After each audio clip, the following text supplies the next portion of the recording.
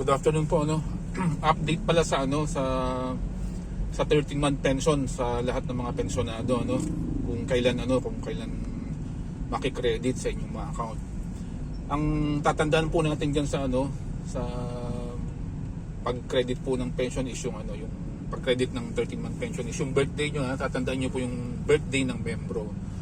So sa mga sa mga pensyonadong tumatanggap ng ng pension sa mga PESONet, under sa PESONet banks, yung mga may petsa po ang birthday ay 1 to 15, may credit po sa inyong mga account yung 13-month pension bukas December 1, yung mga tumatanggap naman ng yung mga may yung mga may yung mga may birthday naman na ang petsa ay 16 hanggang sa katapusan ng buwan, maki-credit po sa sa accounts nyo yan sa Lunes, sa December 4, Sa mga tumatanggap naman sa mga non-PESONet na ng mga bangko, makikipag-ugnayan po ang ang SSS sa mga bangkong yan para para ma-credit po yung account, yung pension nyo, 13-month pension nyo, hanggang December 4 sa Lunes.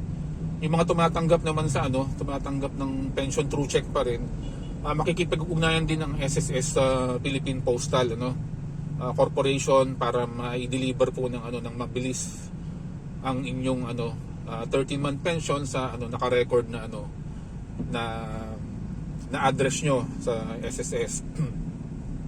Ngayon yung mga pensionado naman na na-approve yung pension ngayon, kaka-approve lang itong 2023, at the same time nag-avail ng ng 18 months lump sum pension.